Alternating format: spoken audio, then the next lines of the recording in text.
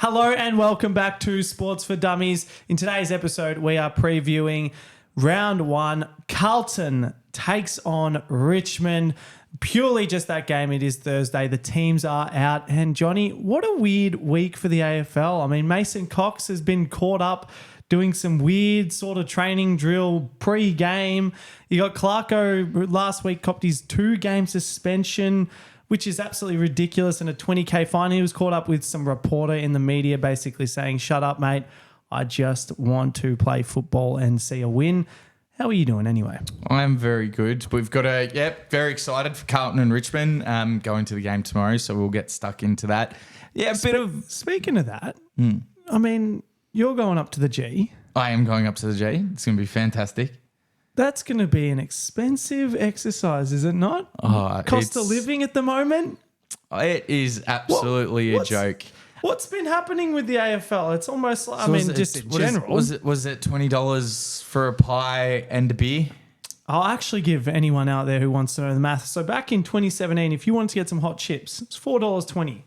2024, it's $6.20. If you want a meat pie, in 2017, it was $4.30. 2024, $6.20.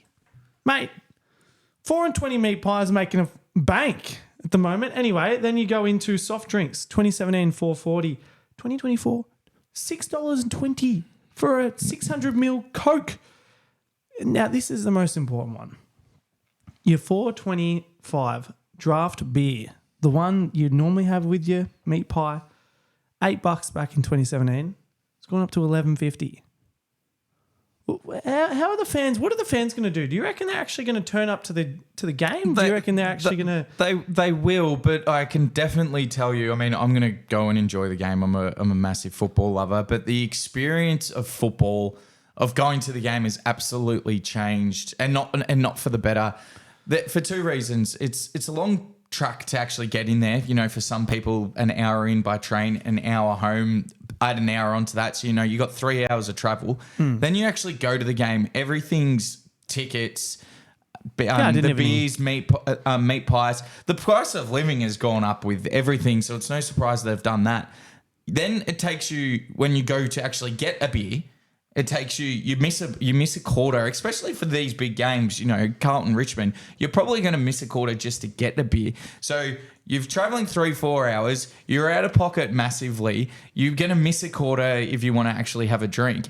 I can understand why, and this is why I've perfected almost at home, because you can get a bottle of Jack, you get a couple of chips, you can watch the game, beautifully relaxed. You don't miss a thing.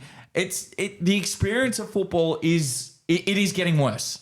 Do you reckon? I mean, it's weird though, because the crowds hasn't really died off. They're getting better. Yeah, they've gotten better, and I think COVID probably helped that. I mean, when you had the bubble, they went up north. No one could watch the footy. No one could get out to the games unless you were up that way. So I think, being released, that sounds weird, being released back into our lives. We're in jail. Just say it how it is. We're in jail.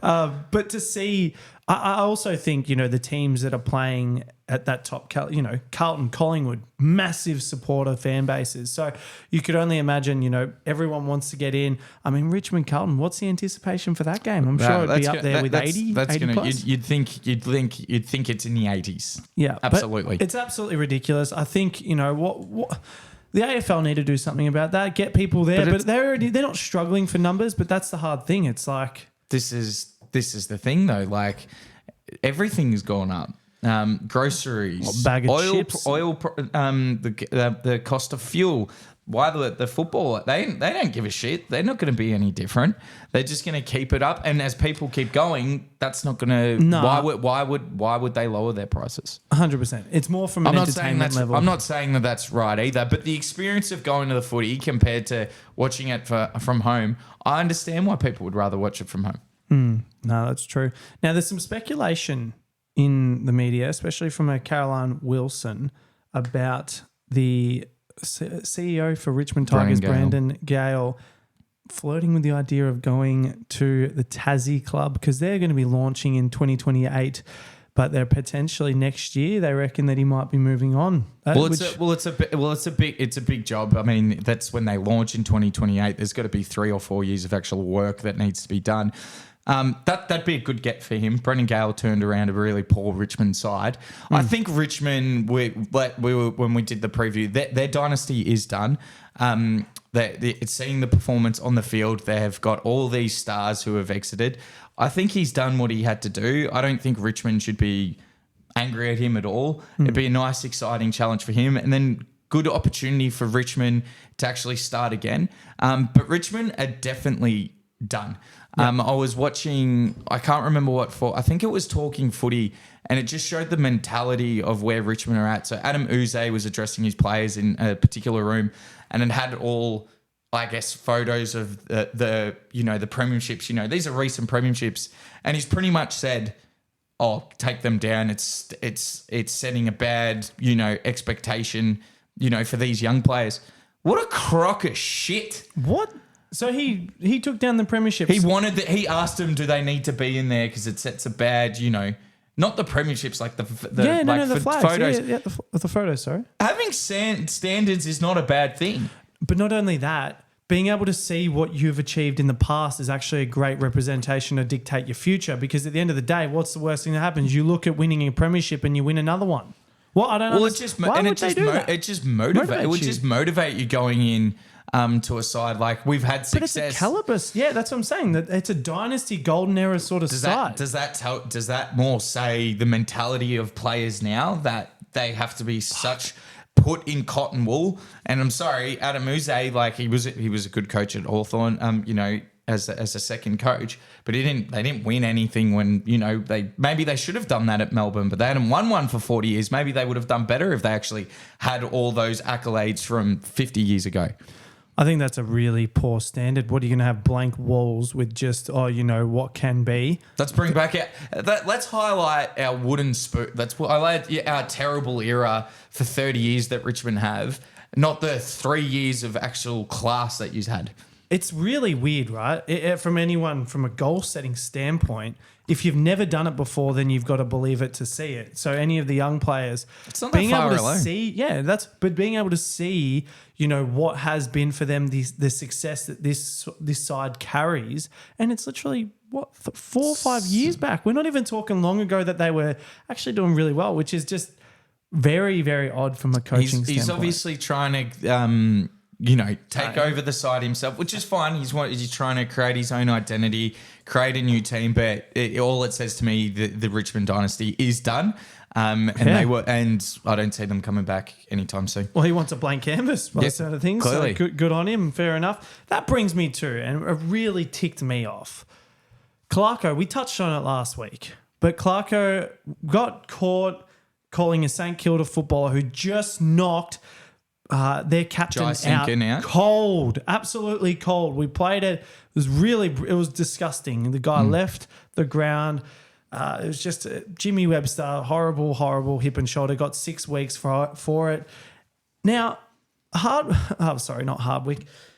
Clarkson went over. I think it was at quarter time, and it's a preseason game. He's gone over. He straight up said, "Sucker." He called him a cocksucker. Yep, that's what he. Well, I don't know why I read the censor, but no, he straight up just said you're a cock. And to be fair, I don't see anything that was wrong with that, in the sense that he was emotional, probably in that moment, and going, "You've hurt my player. I'm standing up for him." At the end of the day, he's actually the leader of this team. He's the coach. He's in there. They're in there. Obviously, they're AFL players. He's not, their parent. But at the end of the day, he's had some fight. If you see one of your mates go down, get hit, are you just going to stand there and go, nah, mate, it's fine. I'm not going to say one thing. You're probably going to go and absolutely try and fuck that person up. It was weird that the AFL took a stance and went after that, $20,000 fine. And the bit that I actually didn't even see, and this is why I'm bringing it up again, a 2-match ban, which is valid up until 2025. So I think it's basically like you've got to take your 2 games off up until that point at some stage whenever you want to pick it. So it's suspended. Bullshit. It's a suspended suspension. So if he does it, if he does get caught again, doing something similar, that 2 games will come into effect with another punishment. But do you not think that that's a really stupid thing from the AFL to do? So So I'll break that down. Now, you made a point that you were surprised by the AFL doing that. I'm not at all. AFL Corporation, woke as you can get. We should be, realize that by now. Now, there's two ways. There's a couple of ways, I guess, I've been talking to people and what their thoughts are, and everyone's got a very mixed bag. So there are some people who reckon he's a professional. He has no business going to have a go at a player. And their excuse is, well, it's a professional environment. This guy has just been absolutely poleaxed in front of his eyes. Professional environment or not, you would stand up for someone like that. And it's not like Clarko hit him. Now, I can actually buy that kind of argument because if you want to use the professional environment, that's bullshit. Just let me finish. I wasn't done my point. If you want to buy that one, sure. A coach shouldn't be going to have a go at someone. I'll buy that. I don't agree with it. The bit that scares me that somebody else's opinion was I have got no problem if Clarko remonstrating this guy or calling him a fuckwit, but because he called him a cocksucker, that's completely wrong. So you're telling me you are now in charge of what language we can use? Clarko called him, whether it was a fuckwit or a cocksucker, in the heat of the moment, it meant the same thing. Have we not all grown up when you make an insult at someone in the heat of the moment? It's got nothing to do with anything. It's just having a go at them. But what's scary is that people where you can say one word, but a completely another word is what's okay. Who are we? The arbiters? Are we the arbiters of people who can dictate what language we can and can't use? It's called free speech. He had a go at him. That's it. If you want to say we're in a professional environment, probably shouldn't have done that. I'll actually buy that. But when you start saying, nah, it's okay that he had a go at him, but it was because he called him a cocksucker, go fuck yourself. Yeah. So I actually don't even buy the first part. You look at the two biggest sports on the planet. I mean, look at cricket. Look at AFL. Sorry, not AFL. NBA. We're talking soccer. On the planet. You look on the planet. You look at those soccer. three. Yeah, soccer, NBA, and cricket. All those three. Yeah, the amount of shit that they say. And look at the coaches. Hang on. LeBron James Draymond Green got suspended in an NBA final for calling LeBron a bitch. Yeah, but look at what the coaches do. Like they crack the shits, they get emotional, they get heated. They crack the shits, but the NBA NBA are as woke as all of them. I mean, Draymond Green in a game 5 of a final was suspended because he called LeBron a bitch. Yeah, that's ridiculous. Clarko would have been executed. But hung. Shouldn't say that. But coming to the point, I think Clarko, he's had it. He stood up for his teammates. Could you make the argument should a coach be going to the actual players? Sure, I can sort of see the argument. Don't really agree with it. Heat of the moment. But if you're going to start towing the line, you're allowed to say this, but you're not allowed to say this. It actually is okay if you have a go at him for this, but you can't say that. I'm not a fan. Not a fan of legislating what you can say. Either you can say it all or you can't say any of it. That brings me to the next topic. Kevin Sheedy has had allegations that he instructed players to engage in racial abuse. Now, Essendon legend Tim Watson came out and said that definitely didn't happen. I mean, Sheedy was a pretty passionate coach. Back then, there was no doubt you would get under players' skins. And the language for the wrong reasons, how players used to speak to Aboriginal players was actually quite wrong. Yeah. And that's well documented. Now you've just brought that up. I haven't heard that. I don't know what the truth is on that. I find that very hard because the biggest proponent for Aboriginal players and the biggest supporters is Kevin Sheedy. That's literally he absolutely. You're going to look through all his sides. He has recruited them all the time. That's literally and that's exactly what Watson touches on. He basically just says he's been the biggest positive influence. Yeah, 100%. So, it's a very weird thing. I just thought that was a good flow in. Yeah, I hadn't heard that until you just brought that up then. But it's no good to see. I mean, he's an absolute legend of the game. Come on, like what do we? Yeah, just. It's hard. You see, if he did the wrong, if he generally did the wrong thing, that's fine. But I find that very hard to believe. Yeah. Well, I know, like you can see there's some comments where Tim Watson said, he tells players to be as physical as they possibly can. You never ever, I couldn't see Sheedy. We just don't want to have another Hawthorn thing that happened with Hawthorn incident where Clarkson and Fagan, were dragged through the mud last year. Actually have some facts, not this allegation stuff, which sort of. These guys get punished before anything when they actually find out what happens. And that's what happens in the media, regardless of whether you're guilty or innocent. By the time it gets to the end, it's irrelevant because you've already been smeared. Yeah. Now, brings us to Angus Brayshaw. Now, he had 5 more years on his contract. Yeah. Now, there's been some discussions which haven't come to anything, haven't concluded, but there's going to be a bit of a landmark ruling by the AFL because there's going to be a bit of an issue. Yeah. Where's his contract and his payout coming from? Is it within the salary cap from the Melbourne Football Club? Should it come from the AFL? Yeah. How is that going to be determined? And the hard thing is, because it's such a long contract, I mean, the guy deserves every dollar. Every dollar. He's going to get paid every dollar.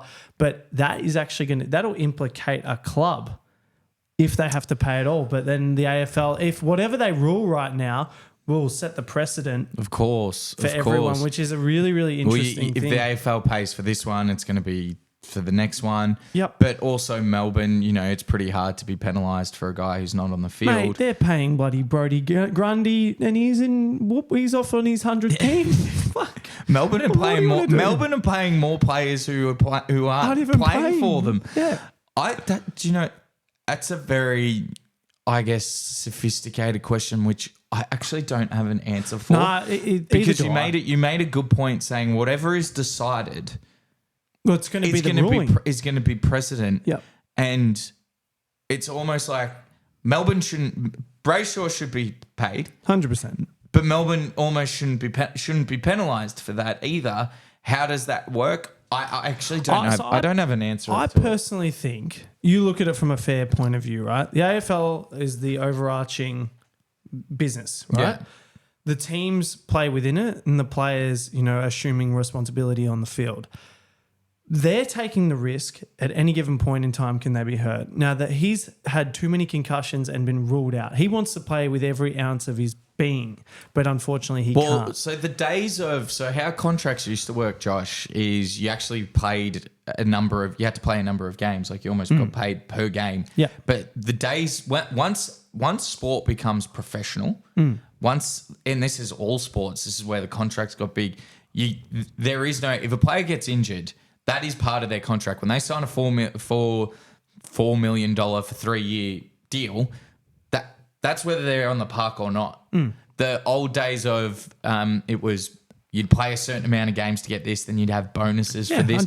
The game is professional now. That is gone. To answer, I don't know how this. I don't know how this gets sorted. It'd be very interesting to look at. Yeah, well, I mean, I don't see it. Can't be fair for Melbourne to have to fork up that money, considering they've lost arguably one of their best players. It's more not that they have to. They've got to pay it. They've got to honour the contract that they've done. Is there a concession that they can get?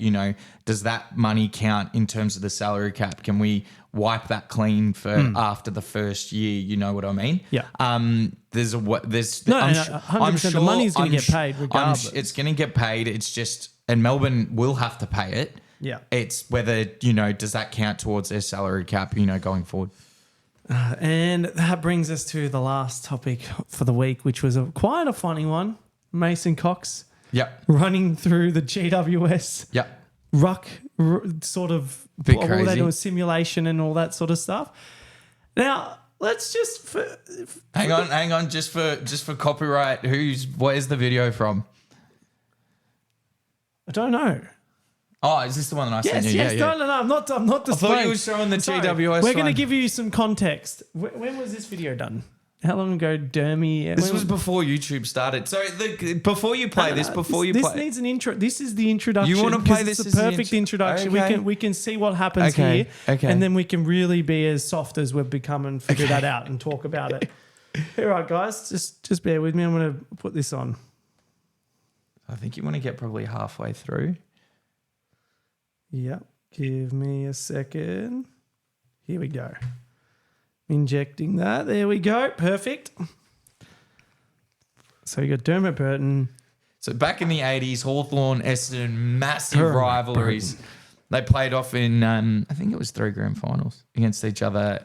Essendon winning 2. This is the one.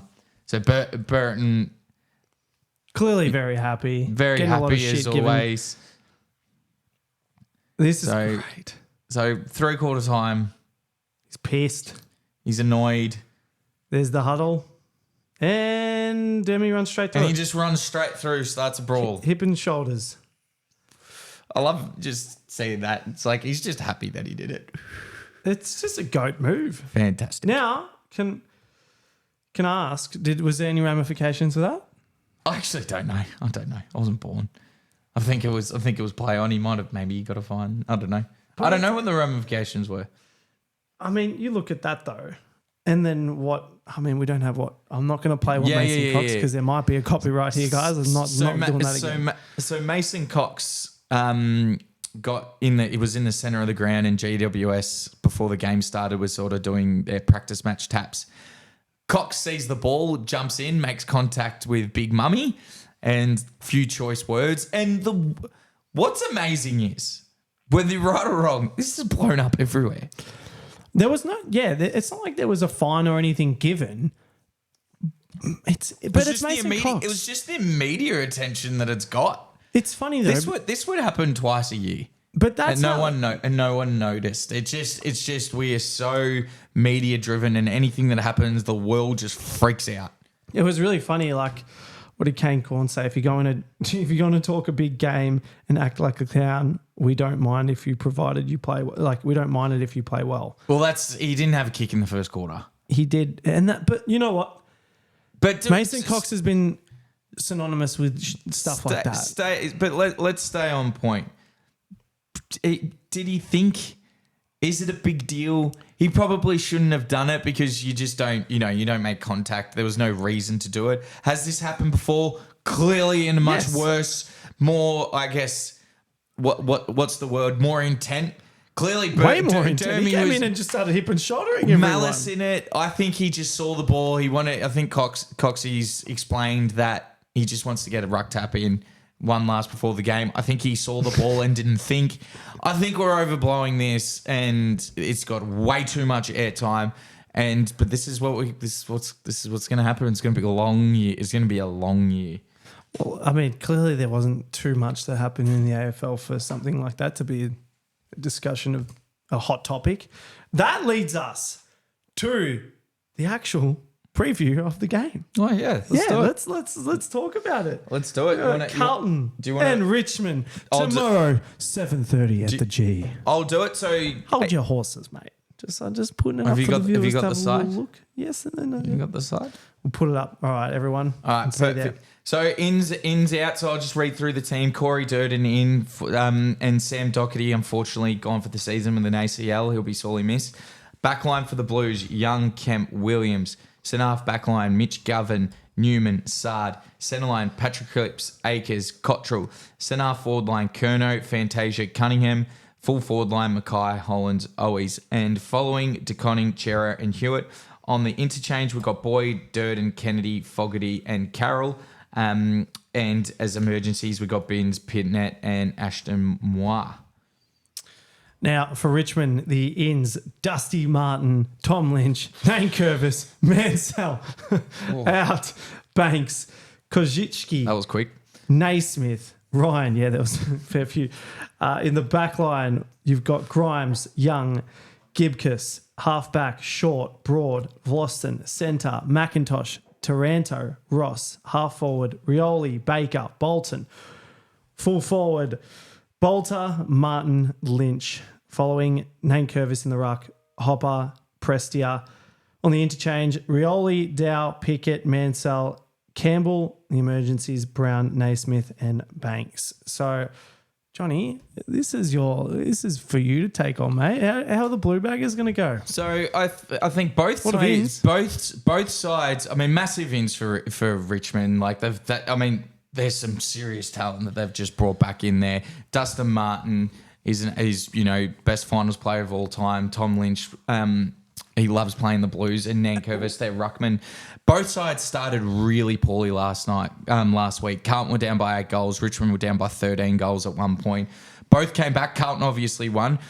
I think for Carlton, after such a hype win, this is the game. We've pretty much saying we're arrived. We're here to compete for 2024 to win it all. These are the teams we need to beat from a mental standpoint.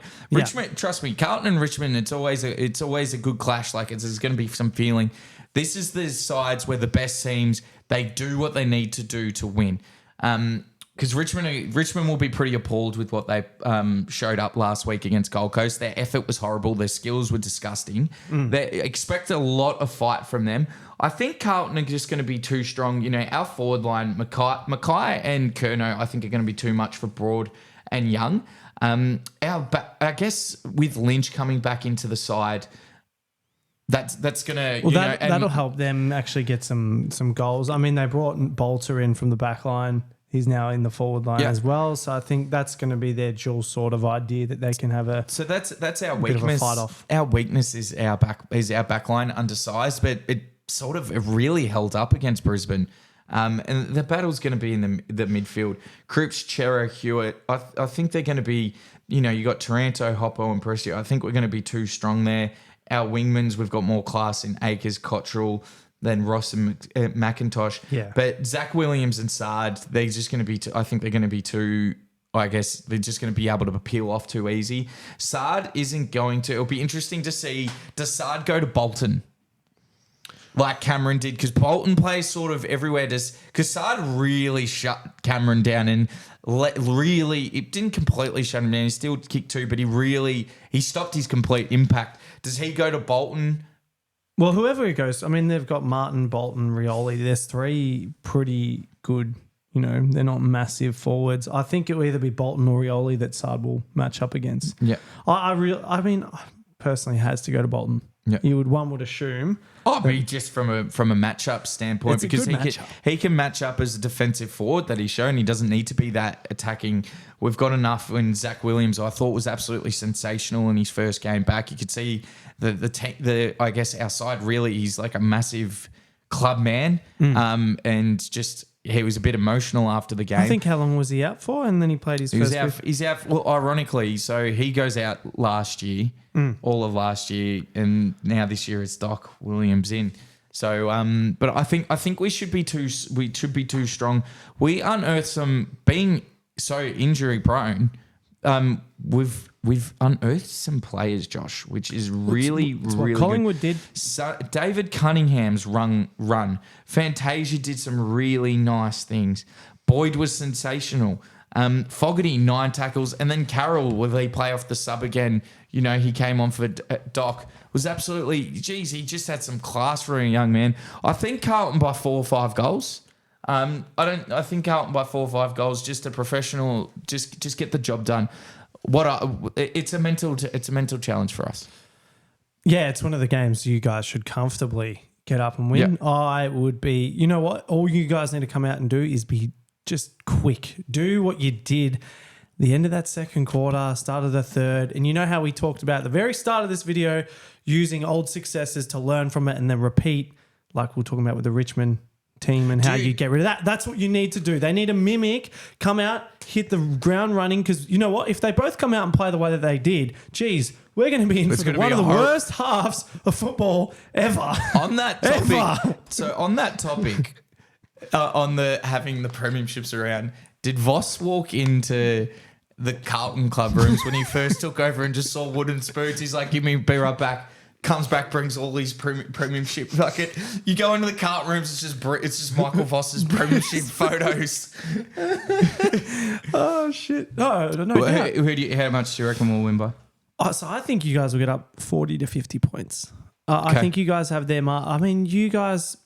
We talked about it. If you guys are a serious contender this year, this is a team that is on the verge. There's speculation in the media about their CEO, Richmond CEO, going walkabout to the new team. I just can't see you guys not getting up. And if you don't, I'll be very surprised and I'll be quietly pissed off because my tips for the week will just be I won't know what to do. The confidence will be down here. Carlton's confidence should be up here. Richmond should be down here. Simple. Well, last year we only played once and it was in a draw. And that was against them. Yeah, and that was the first game back. So Tom Lynch had a blinder that game. So they've got some big ins, so I expect a fight from the Tigers, but Carlton by 4 or 5 goals. Beautiful thing is you guys have already had runs in the legs. Yeah. Obviously losing Doherty doesn't help, but you've both had the first round, so you've already figured out you're getting your match fit. Yeah. And there would be more simulation around the speed of the game. I think it's going to be really good. I think you guys will come out with Mackay and his confidence, Curnow, his confidence. Saad will rip through. I just can't see. I can't see their defence in terms of young and broad. I just can't see them being able to take Curnow and Charlie. Yeah. I think there's a real opportunity for them, especially Curnow. Like, he's one-on-one footy in that third quarter when the ball hits the deck. I think we're just going to be. He could have a big game. No, I agree. I see Carlton comfortably getting up in this one, so it'll be exciting. You can go and enjoy the cost of living up at the G, Johnny. Enjoy your $20 for a meat pie and a small little 425ml of beer, which you're not even going to drink. You're probably going to get a gin, which is going to cost an arm and a leg, mate. I'm going to be getting 2 gins. Sign yourself up. Per serving. What do you mean? Well, I'm gonna buy 2 drinks. I'm not gonna buy one like a smuck. So you're just going to get 2 drinks I'm and just going to get 2 pie? and then I'll go back. Oh, yeah, nice. So you'll be there for a quarter and then another quarter and then... Then the game's open. Then the game's... I probably won't want this game. Very good, guys. Thank you so much for watching. That wraps everything up. Johnny, did you have any other thoughts? I mean, you must be pumped. Pumped for the game. So we won't be doing the preview tomorrow for the rest of the games. We're going to actually do that Friday morning. We'll get that out to you because I am going on the football. Sorry, there was some scheduling errors with the timetables. John just decided he doesn't care about the viewers. He really doesn't. He just wants to go have some gins and watch his Carlton beloved Blue Baggers win against... I can't even say lose. My actual thought, just of all those issues we read out, AFL media, stop being so fucking precious. That's it. Can we just watch football? That's it. Mate, the fact that Cox is the biggest talking point this week says a lot about the media. Yeah. Anyway, guys, thank you so much for watching. You know the drill. Like, subscribe, and 1 second. Ring the fucking bell. See you guys in the next one.